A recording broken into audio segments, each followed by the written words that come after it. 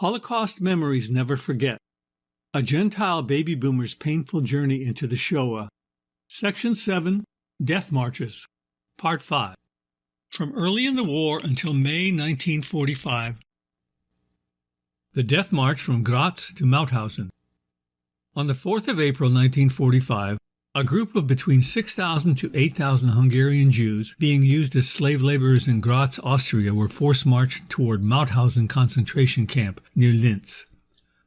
The weather was still very cold, they had no winter clothing, many were already weak and sick from their labors, and they were given little if any food or water.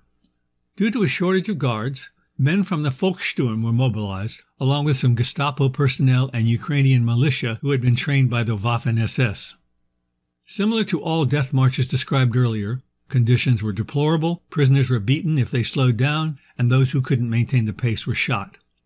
On the 7th of April, in Prebical Pass near Eisenerz, at least 250 Jews were taken away from the main group and murdered, with most records indicating that 1,000 or more prisoners died on this march.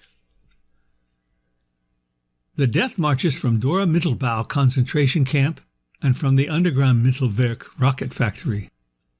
As Allied troops approached from the west, the Germans quickly began to evacuate Dora Mittelbau concentration camp, also known as Nordhausen, which provided a large percentage of the slave laborers who had been working inside the underground V1, V2 factory at Mittelwerk.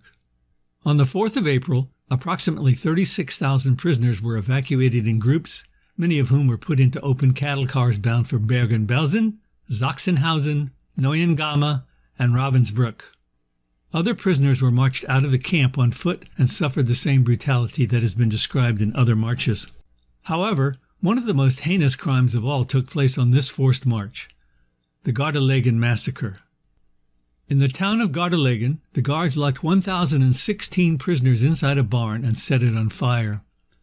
Even though the soldiers and guards stood outside and shot anyone trying to escape, records show that between 11 and 20 prisoners somehow survived to tell their story. 2 days later, when the United States 102nd Infantry Division arrived in Gardelegen and found the bodies, the commanding officer forced over 300 local Germans to exhume and clean the corpses, then bury them in a special cemetery created for this purpose. He also charged these citizens to keep the cemetery groomed and operational forever, as a reminder of the crimes that as German citizens they were equally guilty of committing. Researchers believe that at least 8,000 prisoners died during the evacuations of Dora Mittelbau and Mittelwerk rocket factory.